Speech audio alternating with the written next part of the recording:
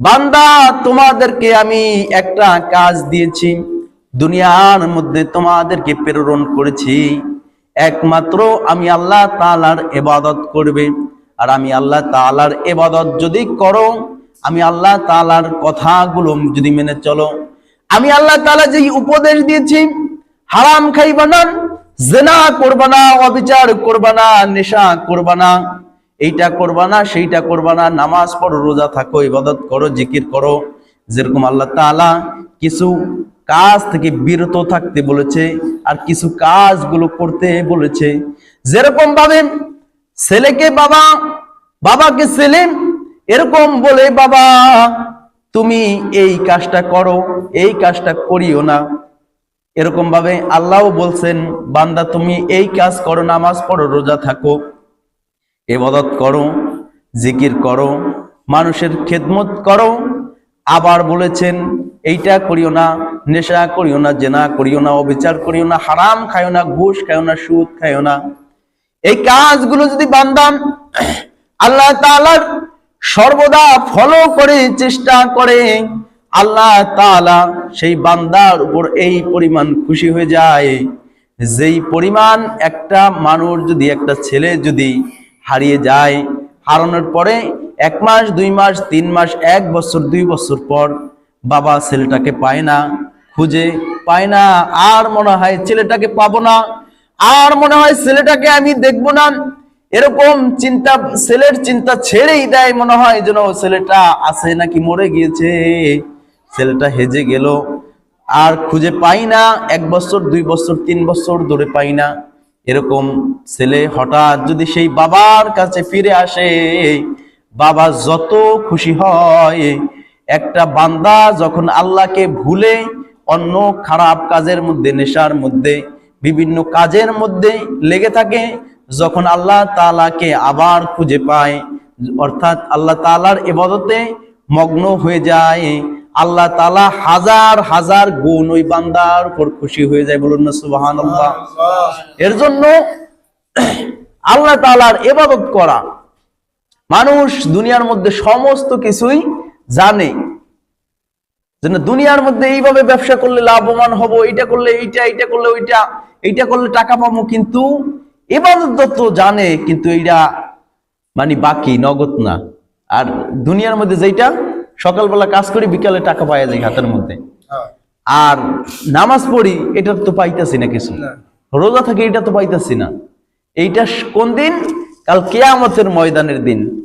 আল্লাহ তাআলা বলেন আল ইয়াউমা নাহতিমু আলা আফওয়াহিহিম ওয়া তুকাল্লিমুনা আইদিহিম ওয়া তাশহাদু আরজুলুহুম বিমা কানু ইয়াকসিবুন। কাল কিয়ামতের ময়দানে আল্লাহ তাআলা বলেন বান্দা যেই অপরাধ করেছে, অন্যায় করেছে, যেই কাজগুলো করেছে, কাল কিয়ামতের ময়দানে বান্দার প্রত্যেকটা অঙ্গ প্রত্যঙ্গ তার বিরুদ্ধে সাক্ষী দেওয়া শুরু করবে। প্রত্যেকটা অঙ্গ প্রত্যঙ্গ যখন সাক্ষী দেওয়া শুরু করবে, তখন বান্দাও বিভিন্ন প্রকার চিন্তিত হয়ে যাবে। আল্লাহ পাক রব্বুল আলামিন সূরাতুল জিলজালের মধ্যে বলেন ফামাইয়ামাল মিসকালা যাররাতিন খায়রান ইয়ারা ওয়া মাইয়ামাল মিসকালা যাররাতিন শাররান ইয়ারা। এক যাররা পরিমাণ যদি বান্দা গুনাহ করে, এক যাররা পরিমাণ যদি বান্দা আমলও করে, কাল কিয়ামতের ময়দানে সেই আমলগুলো সে নিজে নিজে দেখতে পাবে। কাল কিয়ামতের ময়দানে কোথায় জোহর পড়েছে তাও দেখবে, কোথায় ফজর নামাজ কোন জামাতে, কোন কাতারে, কোন লাইনে, কোন সিরিয়ালে আদায় করেছে তাও দেখতে পারবে। আসরের নামাজ কোথায় পড়েছে, মাগরিব কোথায় পড়েছে, এশার নামাজ কোথায় পড়েছে, কাল কিয়ামতের ময়দানে দেখতে পারবে। আবার তাও দেখতে পারবে ফামাইয়ামাল মিসকালা যাররাতিন শাররান ইয়ারা।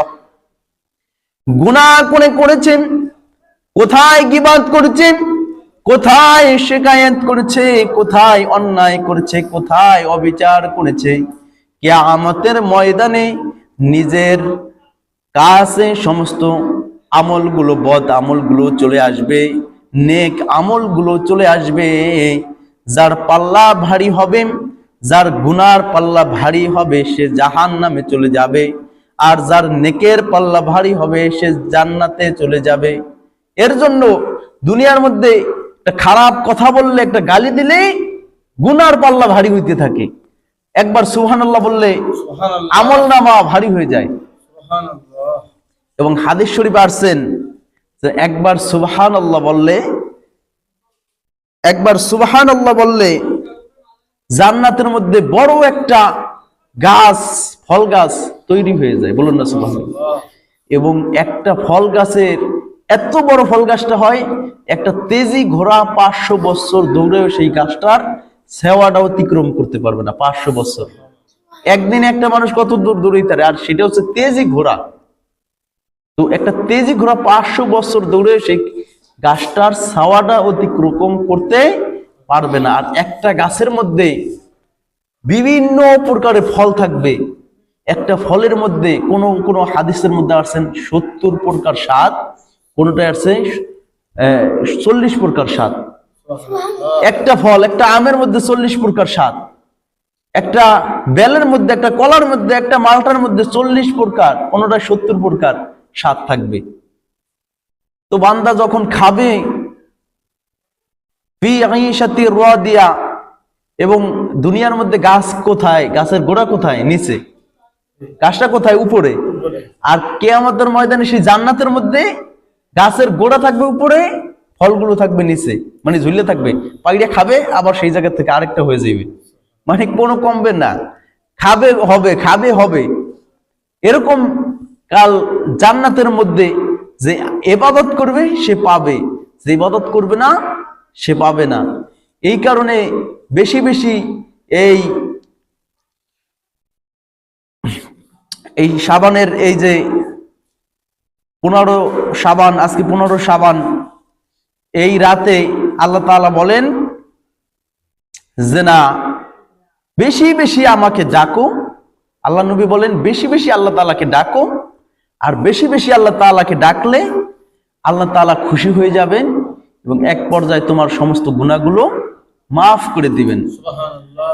আল্লাহ তাআলা বলেন, আল্লাহর হাবিবও বলেন, আল্লাহর হাবিব জনাবে রাসূলুল্লাহ সাল্লাল্লাহু আলাইহি ওয়াসাল্লাম বলেন, তোমরা গুনাহ করেছো, অন্যায় করেছো, অবিচার করেছো, যাহা গুনাহ করেছো, হাতের গুনাহ, পায়ের গুনাহ, মুখের গুনাহ, অঙ্গ প্রত্যঙ্গের গুনাহ, ব্রেনের গুনাহ, যে গুনাহ করেছো সেই গুনাহ থেকে আল্লাহ তাআলার কাছে মাপ চাও। ওগো আল্লাহ তাআলা, আমি অন্যায় করেছি, জুলুম করেছি, অত্যাচার করেছি, খারাপ কাজে লিপ্ত হয়ে গিয়েছি, আর জিনা করব না, অত্যাচার করব না, খারাপ কাজ করব না, নামাজ ছেড়ে গুনাহ কামাই করেছি আর নামাজ ছাড়ব না, রোজা ছেড়ে গুনাহ কামাই করেছি আর রোজাও ছাড়ব না, মানুষকে মেরেছি, ধরেছি, অন্যায় করেছি, আর মানুষকে মারব না, ধরব না, যত প্রকার গুনাহ করেছি ওগো আল্লাহ তাআলা আমাকে মাফ করিয়ে দাও।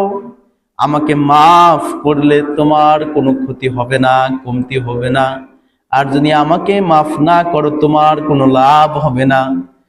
অর্থাৎ আমাকে আপনি মাফ করিয়ে দেন, আমি আর গুনাহ করব না, আর জুলুম করব না। এরকম ভাবে যদি আল্লাহ তাআলাকে বান্দা বারবার বারবার বারবার ডাকা শুরু করে, বারবার বারবার যদি গুনাহ থেকে বাঁচার তওবা করে আল্লাহ তাআলা, তাহলেই বান্দাকে মাফ করে দিবেন।